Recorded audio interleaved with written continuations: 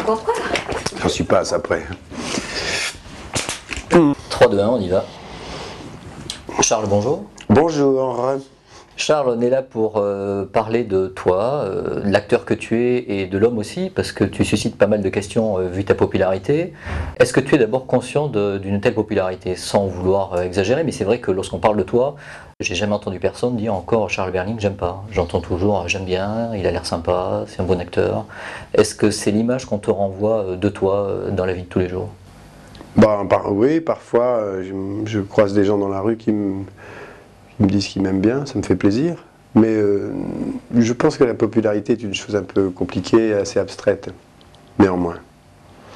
Sauf quand on croise des gens dans la rue, à ce moment-là, on se rend compte que le travail qu'on fait est vu ou est regardé, et parfois ça plaît, mais je dirais que c'est pas une chose qui me travaille beaucoup. Enfin, c'est un peu surprenant, maintenant j'ai pris l'habitude, et je ne suis pas non plus très populaire, donc je ne crée pas des émeutes, donc ça va. Tu le gères bien au quotidien, il n'y a aucun problème. Respectueux, et puis ça reste... Oh oui, très bien. Oui, on voit bien les regards des gens. Quel genre de regard? Bon, il y a toute une série de regards. Il y a un maximum de gens qui vont se dire mais je l'ai vu quelque part, je le connais, d'autres qui se disent ah oui c'est un acteur, après d'autres qui voient plus précisément ce que je fais, et d'autres qui m'aiment beaucoup. Donc ça va de... Voilà. Parfois, il t'est arrivé quelques anecdotes. Ton frère Paul m'a dit que notamment, une fois, vous étiez attablé à une terrasse de café en Normandie. Une fille s'est approchée de toi et t'a dit « Vous êtes bien Charles Berling ?» Tu as répondu « Oui ». Puis elle est partie en disant à son copain de loin « Oui, j'avais bien raison, c'était bien Charles Berling. » Oui, mais c'est assez pénible ça d'ailleurs. Le pire, c'est les gens qui vous demandent votre nom. Moi, je comprends pas bien. Je sais pas, je trouve que... Admettons qu'on reconnaisse quelqu'un et puis qu'on se dit « Tiens, je le connais, allez lui demander son nom. » Ça ne me viendrait pas à l'idée. Bon ben voilà, je le connais, puis ou bien ça m'intéresse et je me renseigne, mais d'aller lui demander, je pense que c'est, à mon sens, dans ces cas-là, je trouve que les gens ont un rapport avec moi qui me déplaît, parce que je trouve que ça manque de retenue, de politesse, tout simplement. Moi je leur dis, mais si je vous ai vu quelque part, je ne viens pas vous dire comment vous vous appelez, je vais être plus malin, un peu plus subtil. Alors avant de parler de ce qui t'est arrivé, de tous les films que tu as fait depuis 1996, j'aimerais qu'on examine un petit peu ce qui s'est passé avant, à commencer par ton enfance. Donc je crois que tu es issu d'une famille bourgeoise, on peut dire. J'ai la chance d'être issu d'une famille qui est à la fois bourgeoise et à la fois pas du tout, puisque du côté de ma mère, c'était pas du tout une famille bourgeoise. Ma mère a épousé mon père et c'est par amour qu'ils se sont épousés, mais et de toute évidence, socialement, c'était une marche, n'est-ce pas? C'était un mariage qui permettait pour elle de se hisser à une condition sociale qui était plus intéressante, qui était la bourgeoisie. Elle en a d'ailleurs beaucoup souffert, mais moi je me sens... Du coup, je trouve que c'est très intéressant d'être à la fois un bourgeois et à la fois pas du tout un bourgeois. En tout cas, je sens que cette double personnalité me plaît beaucoup, enfin ça m'intéresse énormément. Donc je comprends assez bien les codes de la bourgeoisie et en même temps, je n'en fais pas totalement partie. Tu es bourgeois par J'ai le sentiment que ce soit dans la littérature, dans l'art en général ou même dans la société, contrairement parce qu'on en parle peu, contrairement à ce qu'on pense aujourd'hui, c'est-à-dire que ça a beaucoup d'importance, beaucoup plus que... D'ailleurs, je trouve que ce qui se passe en ce moment, les crises des banlieues, machin et tout, ce sont c'est pas pour rien qu'à un moment donné, beaucoup parlaient de lutte des classes, et ça a un sens. En tout cas, j'ai vu ma mère plonger là-dedans, donc pour moi, ça en a un. Tu étais quel genre d'enfant? Très turbulent et assez instable. Je suis toujours assez instable. Instable par quel côté? Je sais pas, je ne tiens pas en place. Il y en a qui disent ça et hop, il va disparaître du truc. Non, pas encore. Tu pouvais être insolent?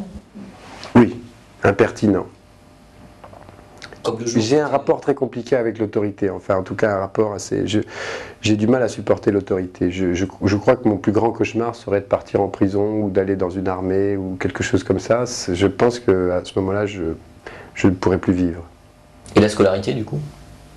Ben, la scolarité, c'est justement ce qui s'est passé, c'est-à-dire que j'étais extrêmement instable, j'avais beaucoup de mal à tenir pendant 1 heure sur un banc à écouter un professeur, ce qui fait que, en plus, les gens connaissent ça, hein. Il y a certaines personnes qui ont du mal justement à aller au théâtre ou au cinéma parce qu'il faut rester 2 heures attentif, mais que soi-même, on est dans une position inactive. En tout cas, on est actif, on peut être très actif, mais physiquement, bon, on est arrêté.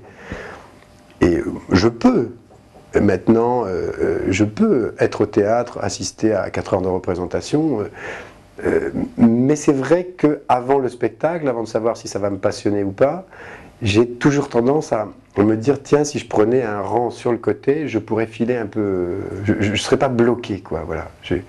J'ai un problème avec ça, je n'aime pas être bloqué. En tout cas, ça t'a pas empêché d'avoir le goût de la comédie très tôt. C'est ça qui c'est à cause je pense que c'est à cause de ça que je me suis orienté vers la comédie. Quand on a un rapport à ça, à l'autorité, à la stabilité, à ces salles de classe comme ça, donc on devient impertinent, donc on cherche à s'amuser pour justement sortir de ce carcan, de cette normalité, et du coup ça m'a fait déconner, ça m'a fait, et sans doute j'avais à l'époque déjà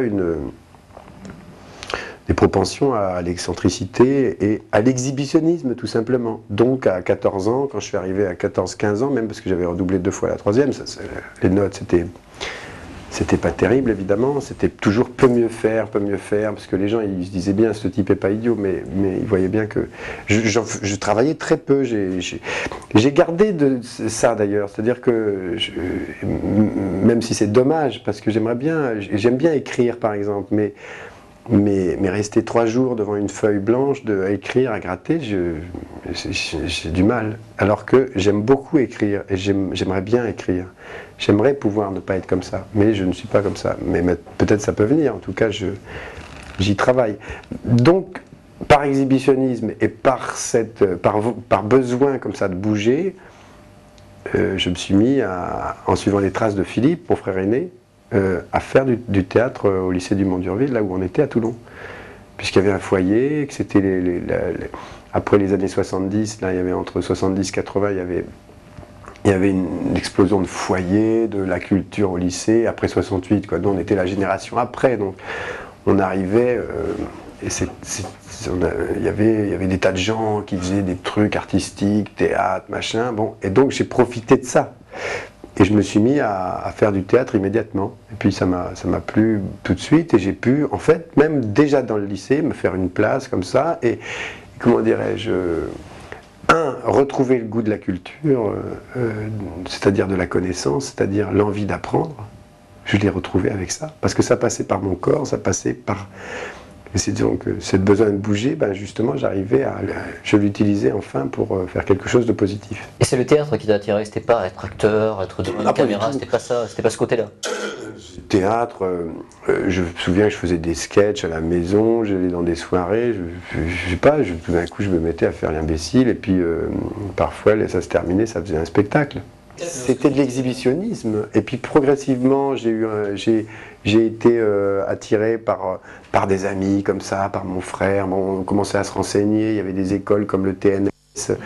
Conservatoire, ça ne nous disait rien parce qu'il y avait le mot conservatoire, et le conservatoire, on était à Toulon, mais le conservatoire c'était Paris. Puis Paris, il y avait ma famille bourgeoise, donc c'était pas forcément attiré à ce moment-là par Paris. Et donc, progressivement, j'ai été à 16 ans comme ça, voir le Théâtre National de Strasbourg, des endroits comme ça. Et j'ai été saisi j'ai eu des révélations, ou comment dirais-je, j'ai vu certains spectacles et je me suis dit, oh merde, c'est-à-dire que ça provoque en plus des émotions extrêmement profondes, fortes, ça me bouleverse, voilà, bouleverse dans le sens du mot bouleverser, c'est-à-dire que c'est encore plus que l'exhibitionnisme. L'exhibitionnisme, faire marrer, c'est super, mais tout d'un coup j'avais des vraies crises existentielles profondes, très fortes, très violentes, et je me disais, ah c'est génial le théâtre, donc à partir de là, extrêmement maladroitement, j'ai commencé à m'inspirer de ce que je voyais pour travailler moi-même Il y avait une troupe au lycée qui se constituait, donc voilà, j'ai terminé en terminale, je dirigeais la troupe, on faisait des spectacles, on vendait les spectacles aux autres. Et puis c'est comme ça que c'est commencé. Moi je me suis jamais dit, tiens, je vais être acteur. Progressivement, de seconde à terminale, comme en plus j'ai redoublé la seconde, bien sûr, pour continuer dans ma glorieuse trajectoire, n'est-ce pas? Eh bien, comme j'ai redoublé ma seconde, j'ai eu 4 ans dans ce lycée, où à la fin, les profs, franchement, j'étais perdu pour les études, mais ils m'aimaient bien parce qu'ils venaient voir les spectacles, les gens dans la cour. Au fond, on parlait tout à l'heure de popularité. Au lycée, les gens me croisaient, me disaient, j'ai vu le spectacle hier, c'était bien ce que tu as fait, c'était pas mal, ouais, c'est bien. Bon, donc, j'ai pris l'habitude, dès ce moment-là, d'avoir un rapport avec les gens qui était un rapport où on fait le clown, on fait l'histrion, et puis les autres vous regardent en fonction de ça. Et les profs ne te prédisaient pas un avenir au théâtre brillant? Non. Pas spécialement. Je pense que dans ces cas-là, quand il y a des ados qui font ça, les adultes sont un peu circonspects, ils se disent bon. Et puis c'était très instinctif, c'était pas. Mais je sais que bien plus tard, il y a des profs que j'ai eus qui m'ont dit ah ben je savais, j'étais content, machin. Bon. Tu l'as vécu comme une revanche ou pas? Non, pas du tout. J'ai pas vécu comme une revanche, mais c'est vrai que j'ai vécu plus tard après parce que là c'était la période un peu instinctive et après j'ai été présenté à l'école du TNS, j'ai présenté l'INSAS en Belgique. Et là j'ai été refusé dans cette école du TNS après l'avoir passé 2 fois le concours et donc là j'étais extrêmement vers 19-20 ans en plus, à mon sens, hein, je trouve que les jeunes garçons, essentiellement les hommes, plus que les filles, sont dans une période de leur vie un petit peu où on est un peu contrit, n'est-ce pas? L'homme est plus coincé, voilà. Et comme par hasard, dans tous ces concours au conservatoire, machin, c'est un âge où il y a beaucoup plus de filles intéressantes du point de vue d'art dramatique que des garçons. Coincé dans l'expression de leur émotion? Oui, parce que culturellement, un garçon ne doit pas... Enfin bon, il y a toute une chose comme ça qui fait que culturellement parlant, les filles sont beaucoup plus en avance au niveau de l'art dramatique que les garçons. Donc moi, j'ai vécu cette période-là. Après, une fois que je suis rentré dans les écoles à l'INSAS, après avoir raté le concours du TNS, enfin bref, toute cette période d'école d'art dramatique a été très dure pour moi.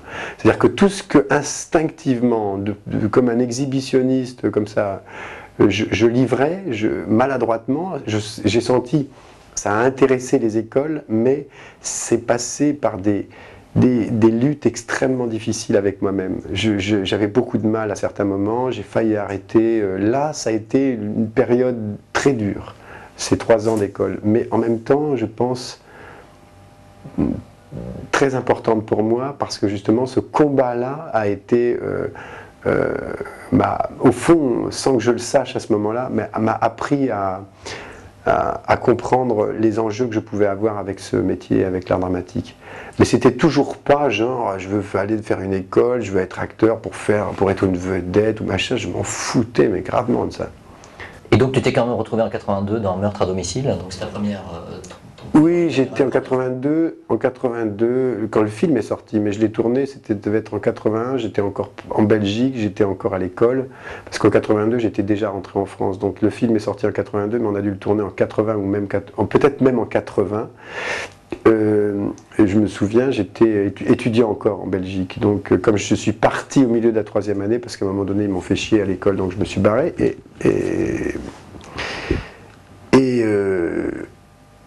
et du coup, oui, j'ai fait ce petit rôle avec Annie Dupéret et Bernard Giraudot. Ça s'est fait comment? Il y a eu un casting? Ah oui, moi je m'en foutais, j'y allais, on me dit tiens, il y a un casting, tu veux pas y aller? Je dis bien sûr, j'y vais, puis j'ai vu le mec, et puis je l'ai bien fait rigoler, il m'a dit je te prends. Est-ce que c'est pas ça finalement ta force, le fait de ne pas vouloir obsessionnellement un rôle, simplement de le faire par plaisir? Oui, je pense qu'il y a un certain détachement chez moi, en tout cas j'ai pas commencé comme ça, et je continue à... je me dis pas, il faut absolument que j'ai ce rôle, machin. Tout ça ne m'intéresse pas de voir le métier comme ça. Et donc avant Ridicule, un grand film que tu as fait alors que tu n'étais pas encore connu comme à l'époque de Ridicule, c'est le film Testament de Sauté avec Emmanuel Béard, Nelly et Monsieur Arnaud. Ça s'est passé comment? Déjà avec Emmanuel Béard, qui était une superstar à l'époque, qu'il est toujours, mais qui était pas mal critiqué à cette époque-là, je trouve, dans la presse. Toi, acteur débutant au niveau de la notoriété, comment s'est passée la rencontre et le tournage? Avec Emmanuel? Ouais. Oh, bah, Emmanuel, c'est une actrice, c'était effectivement, je crois que oui, c'était la première actrice de ce...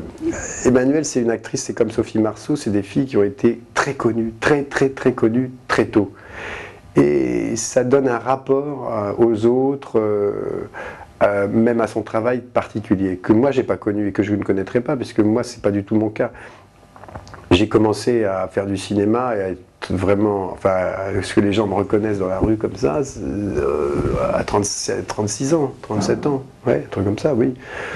Donc pour moi, mais j'ai commencé à faire de l'art dramatique à 14 ans, donc à comprendre, même si c'était à travers le théâtre, c'est au fond, c'est comme dans la chanson de Brassens, on est connu pour son village, on est connu, vous comprenez ce que je veux dire, c'est pas... Mais Emmanuel, tout d'un coup, je voyais qu'elle... Bon, et en même temps, Emmanuel, c'est une fille intelligente, donc elle aime ça, l'art dramatique, les acteurs, donc elle n'accueillait pas comme ça des acteurs comme moi, en se disant... je sais pas comment dire, il y avait du respect, il y avait même... Bon, c'est quelqu'un de très simple, Emmanuel, c'est pas quelqu'un qui... Bon, elle peut avoir des réactions de protection à certains endroits et dans certaines situations, mais franchement, j'aime beaucoup Emmanuel, ça fait 3 films qu'on tourne ensemble et oui, j'ai tout de suite eu avec elle un rapport extrêmement simple et ludique. Bon voilà, quoi, très ludique. Mais même... Et puis en plus, c'est vrai que ce qui s'est passé avec Claude Sauté à l'époque était bien plus intéressant que genre, je me disais, on s'est aimé tout de suite avec Claude Sauté, j'ai tout de suite eu un rapport avec lui un peu comme chose un peu paternelle. Lui, moi j'étais dans une période de ma vie extrêmement mouvementée, difficile, de séparation, de douleur sentimentale. Il était très curieux des êtres, donc il a tout de suite me posé beaucoup de questions et il s'est mis en place entre nous, plus de 6 mois avant le tournage, il s'est mis en place des rendez-vous où lui, il était fasciné, il voulait que je lui raconte ce qui m'arrivait, il me parlait, il me donnait pas des conseils, mais lui il me parlait de découvrir le rap ou des machins ou des trucs, enfin, on allait manger au restaurant, on se parlait de la vie, et il me racontait, et j'étais heureux parce que je trouvais que c'était comme un grand-père de cinéma, et qui me disait, mais au cinéma c'est humain, c'est des choses entre êtres humains, il faut qu'on se connaisse pour pouvoir travailler ensemble, c'est au-delà d'un travail, c'est pas un travail, c'est autre chose qu'un travail. Si on ne se connaît pas, si on ne change pas des choses intéressantes humainement, ça ne m'intéresse pas. Et donc on était vite en phase parce que moi je pense exactement la même chose. Je pourrais faire un autre métier si les enjeux qu'il y a et la découverte de choses que propose un métier comme ça s'arrêtaient. Si c'est pour gagner de l'argent, d'abord on peut en gagner beaucoup plus en faisant d'autres choses. Donc c'est vrai que du coup avec des gens comme lui, c'est pas instauré un climat, même pour un acteur comme moi qui à l'époque était, même si j'avais fait des choses importantes, très importantes au théâtre, c'est pas instauré quelque chose où je me disais c'est un grand... Je savais que c'était un grand metteur en scène, mais c'était d'abord pour moi comme un grand-père magnifique. Donc je l'aimais. Donc des fois il piquait ses colères sur le plateau, ça ne me bloquait pas, n'est-ce pas? Et je me souviens très bien qu'après le tournage, il y a des gens qui me disaient « Mais dis donc, toi, qui est un acteur qui aime pas trop les contraintes, les choses comme ça, ce qui est faux d'ailleurs, mais t'as dû... parce que lui, il était rigoriste, il pouvait coincer un acteur en lui disant « Tu regardes sur ce mot, tu regardes comme ça, tu fais ça, sur ce mot... » Enfin bon, quand on dit à un acteur tellement... on lui donne des indications aussi précises, c'est très compliqué comme contrainte. Et je ne sais pas ce qui s'est passé entre moi et lui, mais en tout cas, pour moi, il se trouve que ça passait comme... J'y allais sur ce que je sentais, et puis hop, ça passait comme... Non pas comme une lettre à la poste, mais bien. Tu as retrouvé une autre complicité, de ce style avec d'autres metteurs en scène par la suite? Oui, bien sûr. Ah oui, j'ai eu beaucoup de metteurs en scène avec qui je me suis très bien entendu, et j'aime beaucoup les metteurs en scène. J'aime bien le métier d'acteur dans ce qu'il a d'abandon, cette chose comme ça, où qu'on doit travailler, qu'on doit essayer de comprendre l'univers de quelqu'un et s'y fondre. Ça me vient depuis toujours, ça. J'étais toujours comme ça. Quelque chose de caméléonesque, où j'ai même eu à un moment donné, je me disais, je n'existe pas, puisque je n'ai pas de forme moi-même, n'est-ce pas? Non, dans ce sens-là. C'est pour ça qu'au début de ma carrière, je pense que j'ai préféré aller, comme je le disais, je faisais l'idiot, je faisais des exhibitions, je faisais des petits one-man shows. J'aurais pu aller dans cette direction, je le sais. Et quelque chose me plaisait plus de me fondre, je ne sais pas comment dire.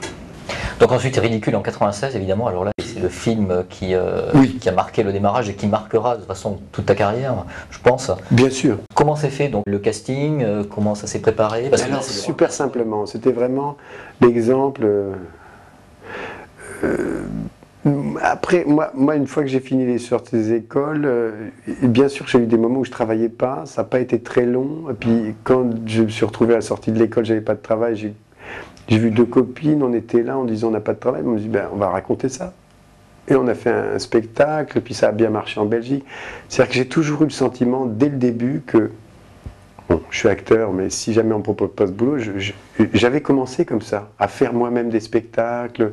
Donc j'avais le sentiment qu'on peut faire avec pas grand-chose, qu'un gros désir, que cette chose passionnelle, que même si je me retrouve avec... qu'on ne me demande rien, j'ai quand même envie de... Bon. Donc j'avais pas... mais Ridicule est tombé vraiment pile au bon moment, à un moment où j'étais dans le théâtre subventionné d'ailleurs, à faire des choses magnifiques, et où, à partir de 35 ans, je sentais en moi que j'avais besoin d'une évolution, quoi. Et à un moment donné, un milieu, c'est un peu comme ce que je disais au début à l'école, il y a un milieu, ça m'enferme. Et moi, je sais pas, j'ai une propension à prendre la tangente, donc j'avais pas envie de me faire une carrière enfermée dans un milieu futile avec des bons metteurs en scène comme là. Quelque chose en moi aspirait. Bon, j'aurais pu être frustré à ce moment-là. Et tout d'un coup, Patrice Lecomte ne tombe pas de nulle part. Patrice, il était venu, on faisait des spectacles depuis les années 90, c'était en 94 qu'on a tourné Ridicule. Donc depuis 90, on travaillait avec Martinelli, on avait fait La Maman et la Putain, on avait fait des spectacles magnifiques, on avait fait L'église de Céline, enfin on avait fait vraiment, et j'avais fait des rôles vraiment, vraiment magnifiques, quoi. Vraiment qui m'ont beaucoup apporté. Et puis ça a commencé avec Jean-Louis Martinelli, une sorte de compagnonnage comme ça, où on a fait après 8 ou 9 spectacles ensemble, enfin bref, une complicité avec Jean-Louis. Et Patrice, il voyait ces spectacles, et il venait me voir, après il me disait oh, je vous aime bien comme acteur et tout. Bon, moi j'étais content, je trouvais ça sympa ce type-là. Et puis un jour, il m'appelle, il me dit écoute Charles, il faudrait que je te fasse lire un scénario, parce que... Alors il me reçoit, il me dit voilà, je vais t'expliquer, écoute, ça fait 3-4 mois que je vois plein d'acteurs, des jeunes acteurs magnifiques, vraiment des gens formidables. Mais vraiment, je vois des acteurs formidables pour le rôle de Ponce Ludon. Et j'arrive pas à me dire que c'est eux. Et c'est vrai qu'au début, j'avais pensé à toi, et puis bon, je m'étais dit bon, mais non. Et puis maintenant... je me dis, c'est toi, quoi. Je sais pas pourquoi, mais je sens que c'est toi qui dois jouer ce rôle. Alors, je lui dis, bah écoute, tu attires ma curiosité, passe-moi donc le scénario. Je repars à Strasbourg, j'étais en train de faire un truc. On répétait, machin, donc moi, dans la bagnole, je lis son truc, je me dis, on va voir ce que ça donne. Parce que je sens à ce moment-là, je me dis, je sais pas, j'avais peur qu'on me propose quelque chose qui soit un coup. Je ne sais pas comment expliquer. Et tout d'un coup, je lis ça, et c'était un rôle pour moi. Je le voyais. Je dis, bon, c'est merveilleux, j'ai vraiment du bol. C'est-à-dire que lui arrive avec son film, et c'est nécessaire pour lui que je sois là. Et il y a osmose parfaite entre voilà. Et je pense que les bons choix, les bonnes aventures, c'est quand il y a une vraie nécessité partagée. Voilà. Là, c'était, mais alors, vous ne pouvez pas faire mieux avec un type, un réalisateur comme Patrice Lecomte, qui est une merveille humainement... qui a été adorable. Alors il y a eu après un tournage où j'étais forcément en décalage par rapport aux autres acteurs, Bernard Giraudot, Fanny Ardant, Rochefort qui me prenait un peu comme dans le film d'ailleurs, comme un oncle. Tout s'est passé comme dans le film. Là j'ai vraiment mesuré, et ça faisait longtemps que je voyais ça. Je le voyais, c'est comme ça que ça se passe souvent, c'est-à-dire qu'il y a même que ce soit au théâtre ou au cinéma, il y a ça déteint sur les gens. Donc moi j'arrivais, j'avais 35 ans, j'étais un solide acteur du subventionné, comme on dit, hein, donc j'avais commencé à 35 ans, j'avais commencé 20 ans plus tôt, j'avais 20 ans de métier, j'étais pas le jeune mec qui arrive, qui a fait 3 trucs, non, j'avais fait 40 spectacles, j'avais fait un peu de cinéma, mais pas très peu, j'avais quand même fait Petits arrangements avec les morts, j'avais fait Just Friends, enfin, c'était pas mon premier film, mais j'étais essentiellement un acteur de théâtre, et tout d'un coup, je veux dire, donc dans le film, je me retrouvais face à ces acteurs qui étaient Godrèche, Fanny Ardant, Giraudot, Rochefort, dans la configuration qu'il y a dans le film, c'est-à-dire Ponce Ludon de Malavoie, qui a 35 ans, qui est un baron dans sa province, qui n'est pas une merde dans sa province, mais voilà, mais qui ne connaît pas Versailles. Bon, voilà. Donc ça a été très... Je me suis aussi appuyé là-dessus pour jouer. Bernard Giraudot, apparaît-il, eu quelques problèmes d'ego Oui, le premier jour avec Bernard a été extrêmement difficile. J'étais complètement sonné. Parce que je peux être très inhibé dans certaines situations. Je le suis moins maintenant, mais ça peut m'arriver, ça m'arrive moins. Je pense que l'art dramatique m'a aidé à sortir de ces inhibitions, que j'en avais parlé beaucoup avec Michel Bouquet quand on a fait le livre avec Michel. Et lui aussi, il avait une enfance où il avait... Moi, depuis l'enfance, j'ai toujours eu des moments...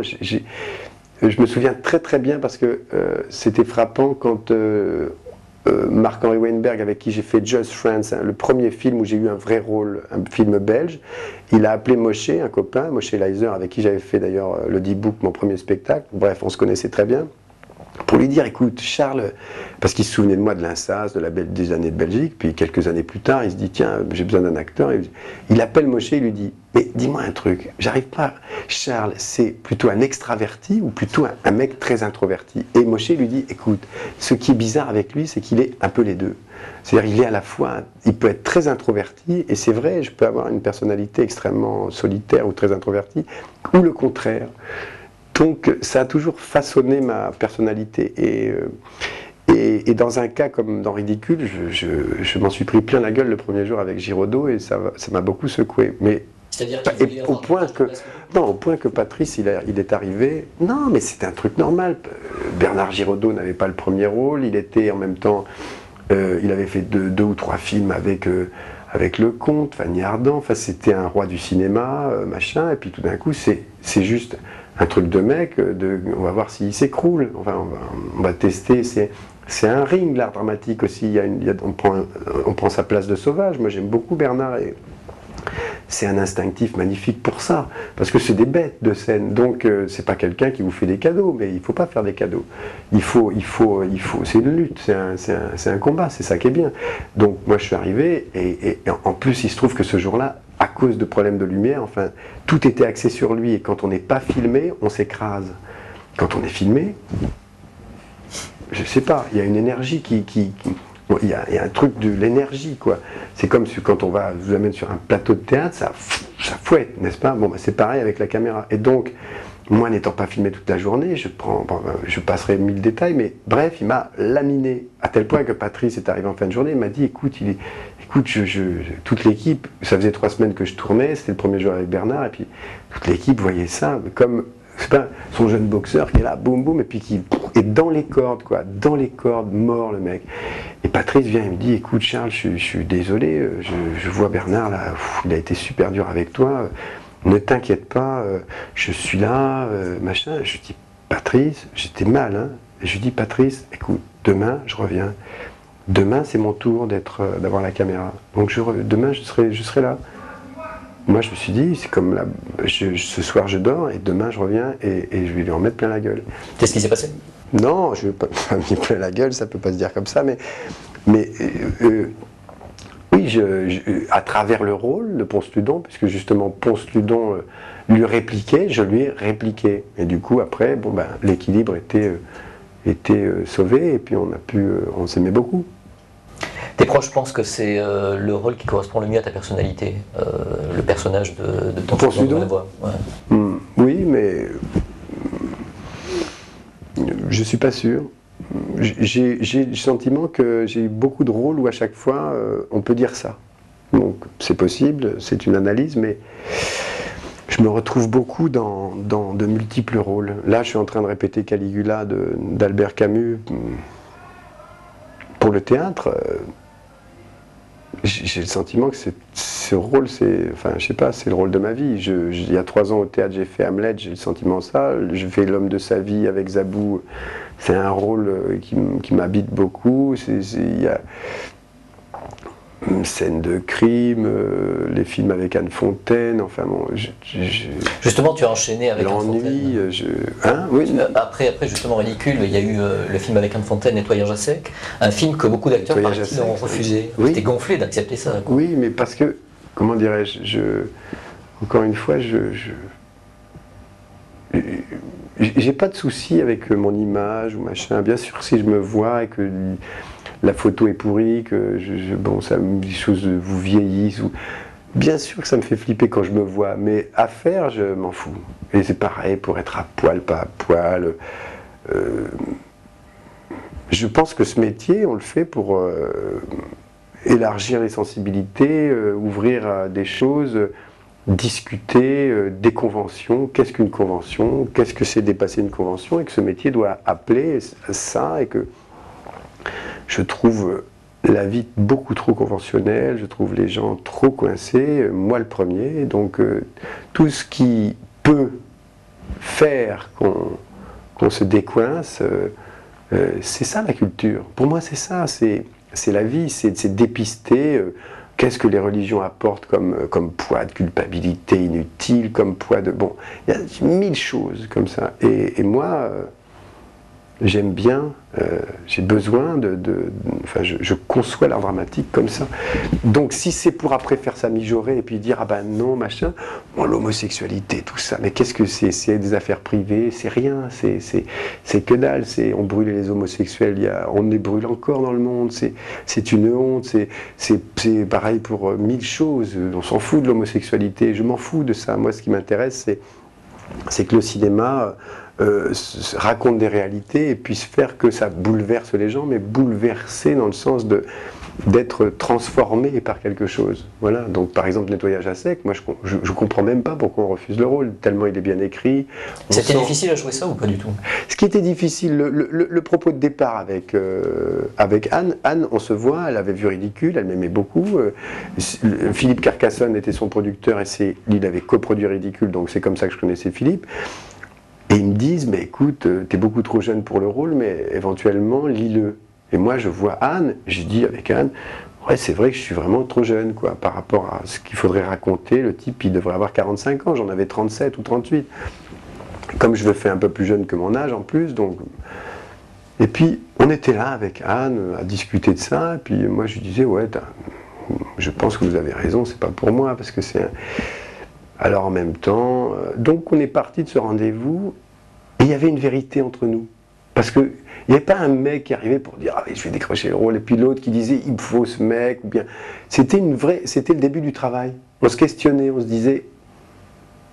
Et puis on se dit peut-être que mettant une moustache, en se coiffant comme ça, peut-être ça peut être intéressant de se vieillir, machin, pourquoi pas? J'ai dit « Ah oui » et puis là on s'est aimé, quoi. Et puis on s'est mis à se dire « Ben tiens... » Faisons ce film ensemble. En plus, c'est vrai qu'il y avait Miu Miu. Miu Miu, c'est une actrice merveilleuse, magnifique, donc ça me donnait envie, quoi. Mais sur le moment, je me dis pas, ah, il faut ce rôle, il faut tourner avec. Je m'en fous. Moi, ce qui m'intéresse, c'est est-ce que c'est juste de faire ça? Est-ce que j'ai envie? Voilà. Quel est le rôle ou la scène qui t'a demandé le plus de difficultés à jouer, qui était le plus éloigné de toi, qui a été la plus difficile pour te décoincer, justement? Je ne sais pas le dire, ça. Je ne sais pas, parce que dans toute aventure, dans tout rôle, il y a des moments extrêmement difficiles. Là, avec Caligula, bon, en plus je le mets en scène et je joue Caligula. Hier, c'était une journée de douleur, de merde, de rien, quoi. On ne trouve pas, on piétine. C'est une horreur. Dans l'interprétation? Tout. Rien ne marche. c'est un métier où il faut accepter, et j'ai du mal avec ça, qu'il y ait des moments où il n'y a rien. On s'emmerde, il se passe rien, on trouve pas. Pourtant, tu enchaînes. C'est pas magique, c'est pas gracieux, c'est grasseux justement. Pourtant, il y a un enchaînement de films et de pièces de théâtre qui fait que je suppose qu'on doit rarement s'ennuyer quand même avec un parcours comme le tien ces derniers mois par exemple. Non, je vais me battre jusqu'à ce que ça existe, quoi. Je ne peux pas lâcher le truc, mais non, je m'ennuie pas. Non, si je m'ennuie, j'arrête. Je ne peux pas supporter ça. Ça me rappelle les bancs de l'école, ça recommence. Donc c'est aussi une fuite en avant, un truc de mouvement, mais je ne peux pas ne pas être en mouvement. Et en même temps, c'est difficile d'être toujours exalté et d'être toujours... Complètement, c'est pour ça que j'ai tort. Hein. C'est pour ça que j'essaie de trouver une vérité qui soit où il est possible de s'ennuyer. Je dois m'ennuyer, je devrais m'ennuyer plus. J'essaye de m'ennuyer. Je vais y arriver. La plupart du temps, c'est quand même des journées intéressantes, des moments... Ah génial, mais là c'est passionnant, mais je me suis dit qu'est-ce que je me suis... Là j'ai peur, j'ai très peur, en ce moment j'ai très peur, très peur parce que je me suis mis sur le dos, j'ai 12 acteurs, c'est une pièce que j'aime énormément, donc ça me fout la trouille. Ce qui me fout la trouille dans ce métier, c'est ça, c'est de tout d'un coup je dois mettre en scène, jouer Caligula, c'est que ça m'excite, ça me plaît parce que justement il est possible aussi que ça soit la merde, mais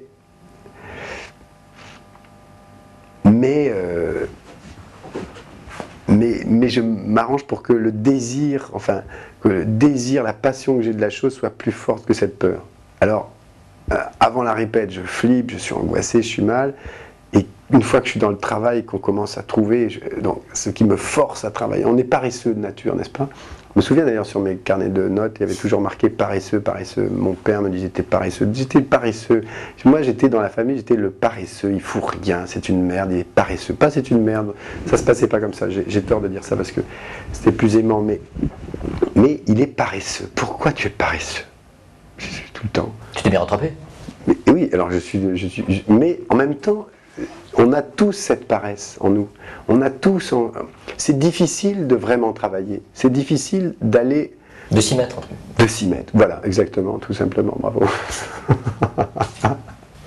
Est-ce qu'on donne, lorsqu'on donne tous les jours à travers la répétition d'une pièce comme ça, est-ce qu'à la fin de la journée, on a le temps de donner aux autres, à ses proches, ou est-ce qu'on est vidé de toutes ces émotions? Non, on est vidé. Après, ça peut repartir, mais.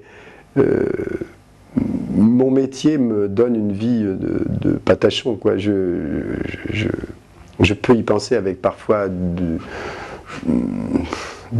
désespoir ou bien de façon plus opportuniste par rapport à des idées que je peux avoir sur ce qu'est la famille, sur ce qu'est la vie de famille, sur ce qu'est la vie de couple et sur beaucoup de choses comme ça,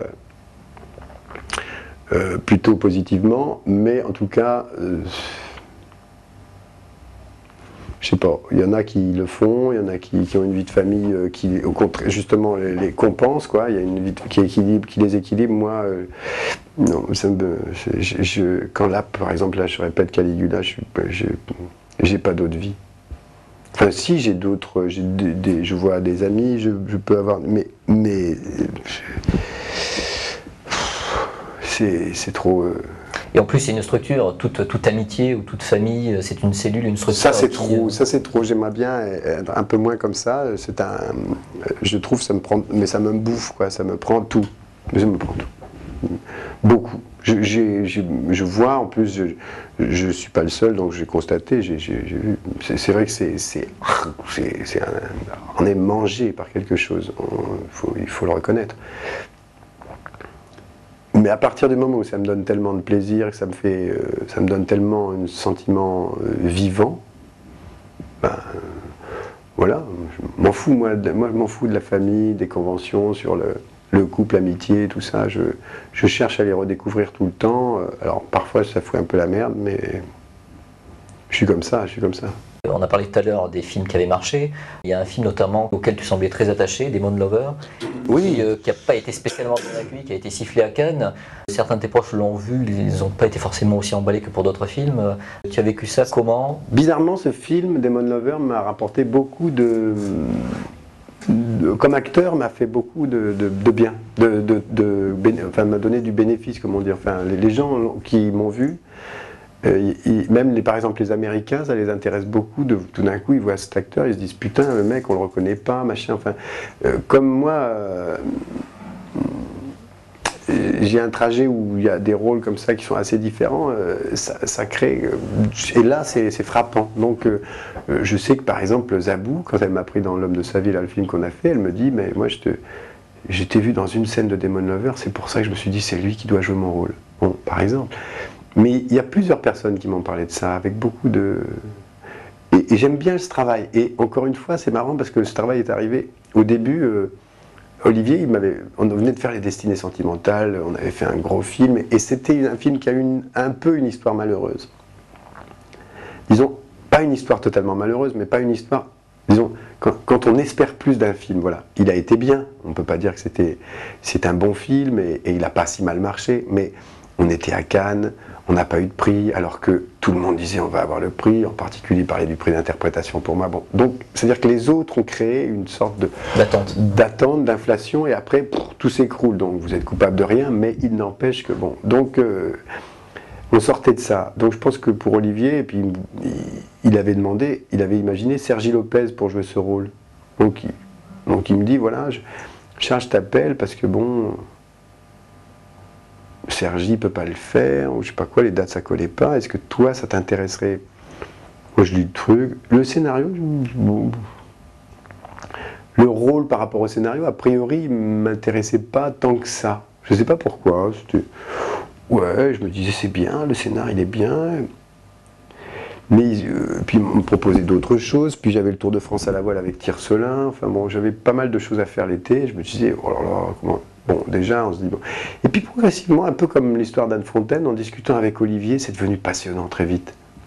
Comment approcher ce rôle? Je me disais, tiens, c'est Sergi Lopez qui devait le jouer, donc c'est pas idiot qu'il demande quelqu'un d'assez terrien comme ça, donc il faut comment jouer? Alors que dans Les Destinées, j'étais filiforme, très mince, tout d'un coup, je me suis dit, je vais prendre 10 kilos. Alors, je suis parti en thalasso, j'ai pris vachement de kilos, je me suis rasé le crâne, j'ai envoyé des emails comme ça avec machin. Et puis progressivement, on se dit. Et là, je me suis super intéressé en fait au rôle à ce moment-là. Et pas déçu donc de l'accueil mitigé du public? Si, c'était très douloureux, comment dirais-je, mais déçu non, parce que le film me plaît beaucoup, mais super, ouais, c'est super choqué. Et puis surtout, encore Cannes, bon, mais la sortie, ça a été... Parce que je pense que les gars de M6, là, à l'époque, c'était SND qui sortait ça, c'était des gars qui commençaient en plus leur carrière, leur boîte de distribution, et les mecs, ils ont sorti ça comme il y avait Connie Nielsen, Gina Gershon, il y avait 3 actrices comme ça américaines, plus Chloé Sevigny. Ils ont sorti ça, ils ont voulu faire croire que c'était un film américain, donc ça, c'est la pire des choses, parce que les gens, ils se disent, mais Olivier, ça, il y a vraiment... Et donc le film n'a pas été identifié, et là, la leçon, la punition a été très sévère par rapport au film, très sévère. Bon, ça fait partie pour moi des films qui ont été injustement traités à leur sortie, enfin en tout cas qui n'ont pas bénéficié de... Enfin, c'est pas dégueulasse, encore une fois, c'est pas... Il n'y a pas une volonté derrière, il y a juste toute une série de quiproquos, et pour finir avec le public. En tout cas, ça a été dur. Mais le film reste. Les gens m'en parlent encore. J'étais à New York l'autre jour, et les gens, ils l'ont vu, les machins. Je veux d'Américains qui disent « Ah, c'est bien ce film ». Par contre, on comprend assez peu ce que tu allais faire dans le film de Laurent Tuel, Un jeu d'enfant, qui était un scénario fantastique. Lorsque les Français font du fantastique, généralement, c'est jamais extraordinaire. Tu n'as pas pressenti ça avant, en lisant le scénario? Oui, c'était pas une aventure merveilleuse, non, tout à fait. Bah non, justement, je me disais, tiens, c'est un genre que j'ai pas fait. Je trouvais le scénario intéressant, puis j'ai été très déçu pendant le tournage. C'est dommage. Puis il y avait Karine, donc avec Karine Viard, c'est vraiment une belle actrice. J'avais bien envie de jouer avec elle. Mais ça a été de boum, boum, boum, de descente en descente, quoi. Non, c'était quelque chose où j'avais envie au départ, et puis alors, au fur et à mesure, ça a été non, c'était un mauvais souvenir. De tournage, pas bon souvenir. Voilà un film que j'aurais pu me passer, effectivement. Et en tant que spectateur, maintenant, tu parlais tout à l'heure d'émotions qui bouleversent. Quel est le film ou la scène dans un film qui t'a vraiment bouleversé, ou qui a, non pas changé ta vie, mais qui t'a plongé dans l'émotion? Il y en a, il y a des films de Oliver Stone, des films français de Piala, il y a de Eustache, enfin il y a des Godard, il y a même des films plus récents, il y a des films qui m'ont bouleversé, quoi.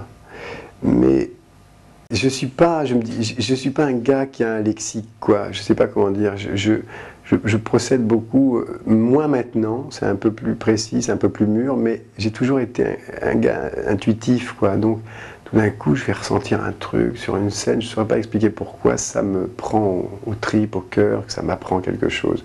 J'ai eu ça sur les premiers spectacles de théâtre, des trucs dont on n'entendrait même plus parler aujourd'hui. Enfin, il y en a d'autres aussi, par exemple les premiers spectacles de Bob Wilson, ça a été des révélations extraordinaires. Tout d'un coup, ce type qui jouait tout très doucement, qui donnait un autre rapport à l'art dramatique, qui sortait des conventions et cependant qui était extrêmement passionnant. Ces chocs-là esthétiques, je les ai eus même avec des films de Silberberg, toute la génération des Fassbinder, tous les Allemands de cette époque-là. Plus, bon, j'ai eu ces chocs-là avec à qui j'avais 20 ans, quoi. Après, plus tard, j'en ai eu en revoyant. Je me souviens une fois à Cannes, je suis rentré, j'ai revu le Bernanos là, de Piala, comment il s'appelle, le film avec Depardieu, Bonner, où il est curé, là, curé de campagne, mais voilà, sous le soleil de Satan. Bon, ça m'a refoutu une baffe alors que je l'avais déjà vu. Bon, ça m'arrive comme ça d'avoir. Mais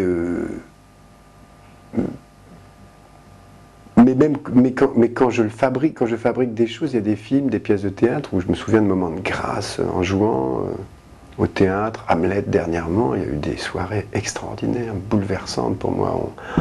On sort de là, il y a quelque chose de totalement bouleversant, totalement.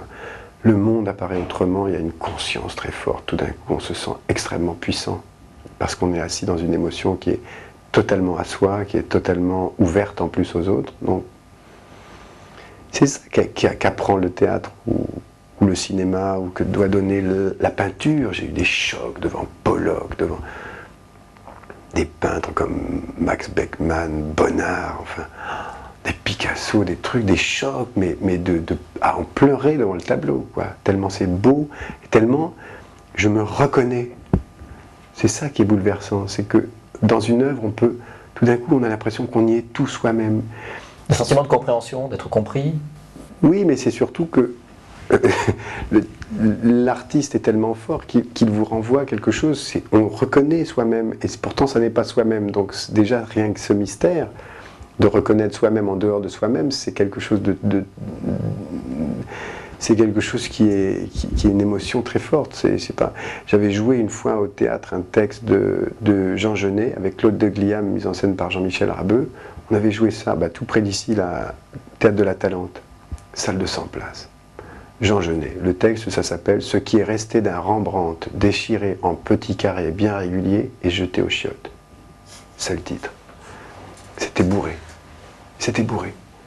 Et Jean Genet raconte comment il a vu les peintures de Rembrandt et les révélations qu'il a et comment, enfin, il le raconte comme ça, il essaie de le raconter, c'est magnifique ce texte. Et ça raconte tout de soi et de rapport aux autres, donc de l'être humain. Donc c'est ça qui me plaît, c'est quand on est bousculé de cette façon.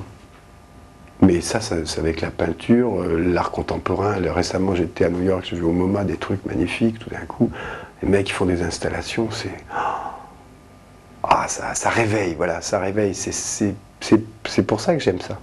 Alors justement, tu as l'air boulimique d'émotions. Tu as pratiqué donc le cinéma, le théâtre, le sport aussi, pas mal. Est-ce que la chanson, par exemple, te tenterait pas? Énormément. Et il n'y a pas si longtemps, d'ailleurs, je fais écouter cette cassette avec beaucoup de malice. J'ai fait écouter à un ami là, une cassette. Je lui dis tiens, écoute ça. Puis, c'est toi qui chantes? Et c'était j'ai fait ça, j'avais 25 ans. C'est quel style? C'était quand j'étais au Mirabel. Hein? C'est quel style de musique, de chanson? C'était des chansons un peu, c'était pour des spectacles, mais là c'est un peu comme une chanson de crooner, quoi. Je me souviens, elle était belle, ta mère. Quelque chose comme ça. Enfin, à pleine voix, parce que là, ce soir, j'ai pas de voix, mais j'adorerais chanter. J'adorerais ça. J'aurais pu être chanteur, j'aurais adoré être chanteur, mais peut-être que ça m'arrivera, mais d'abord, c'est beaucoup de travail. 2, il faut que je travaille ma voix. Avec la technique, aujourd'hui, on fait des choses... Non, mais ça ne m'intéresse pas ça. Ce qui m'intéresse, c'est le plaisir de chanter en concert. Bien sûr que après, on peut faire des disques. Et puis 3, c'est surtout de prendre le temps de faire son répertoire. Donc, ça veut dire, on revient... Début de la discussion, ça veut dire prendre le temps d'écrire, ça veut dire s'arrêter de... Déjà là, cette année, avec ces 2 mises en scène de théâtre, je reviens à, je m'enfonce plus vers quelque chose où je me sens plus actif dans le sens de mise en scène, écrire en tout cas, d'être à l'origine des projets. Parce que ça, dans la carrière d'un acteur, dans le rapport qu'on a à soi et à son travail, surtout quand on est très demandé,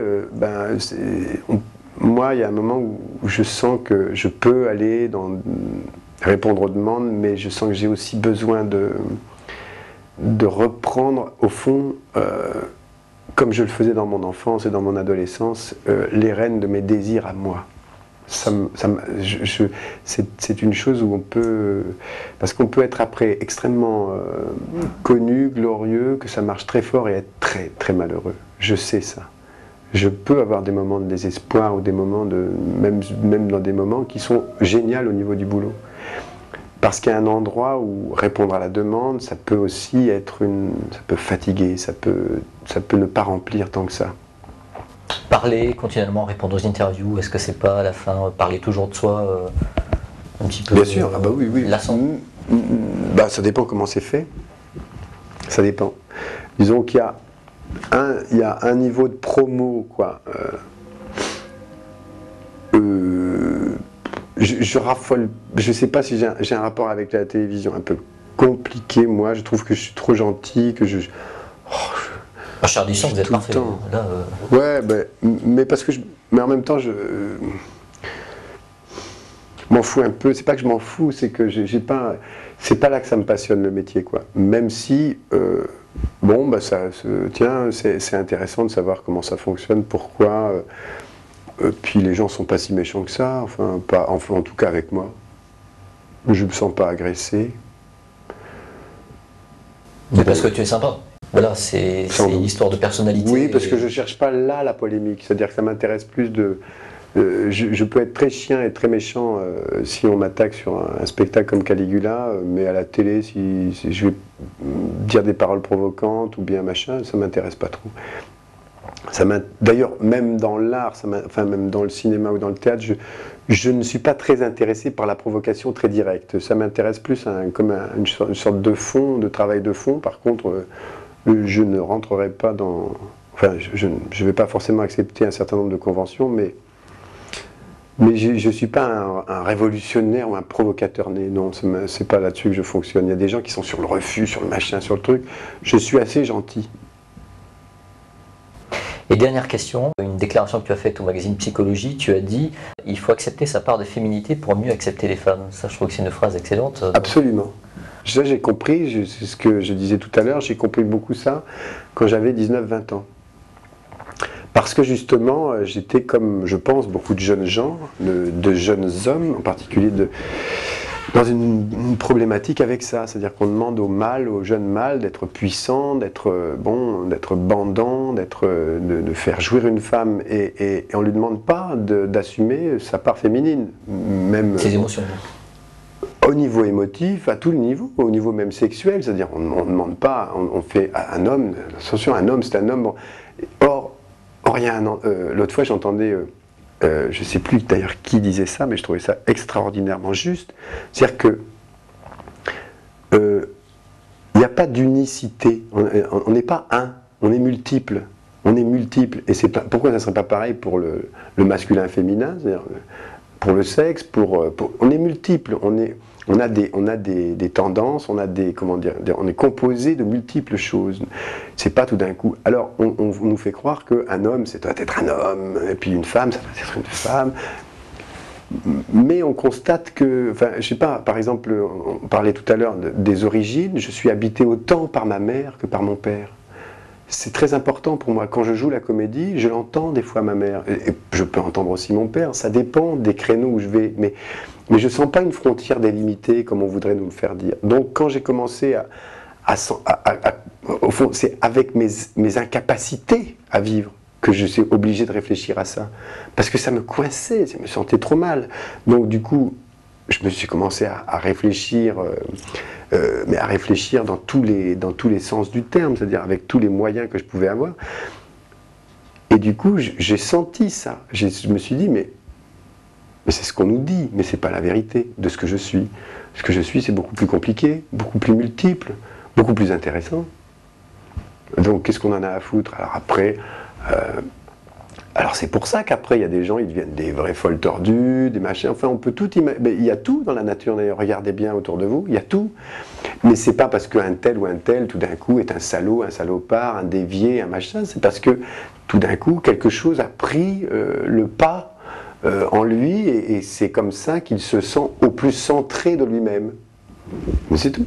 Très humaniste comme... Oui, et en plus, je dirais que l'histoire de la féminité, justement, pour moi, l'acteur, on le voit par exemple, regardez, un acteur comme Gérard Depardieu, qui est cependant qui peut être... qui est l'image de l'homme, n'est-ce pas? Enfin, c'est un gars, quoi. C'est pas une tafiote, hein, comme on dirait. C'est pas une espèce d'acteur super féminin, machin et tout. Regardez bien la féminité qu'il y a en lui. Énorme, énorme. Ça se voit, ça se sent. Ce gars-là, il est très féminin. C'est pour ça qu'il est très doué au niveau de l'art dramatique. C'est parce que il faut accepter, en tout cas, je suis sûr de ça. Il y a cette chose, cette part féminine de soi-même pour... aide à l'art dramatique. Je dirais l'art dramatique, pour moi, il y a une plus grande part de féminité qu'une part de masculinité. Ce qui explique ce que je disais tout à l'heure sur les jeunes gens, les jeunes mâles qui, s'ils sont trop, bon, alors, s'ils sont trop engoncés dans leur masculinité, ben, bon, après, c'est tout un contexte culturel qui permettrait de définir, d'approfondir ce que je dis là, parce que tout ça, c'est évidemment des résultats voilà, de la culture. Très bien, je te remercie. Ah bien.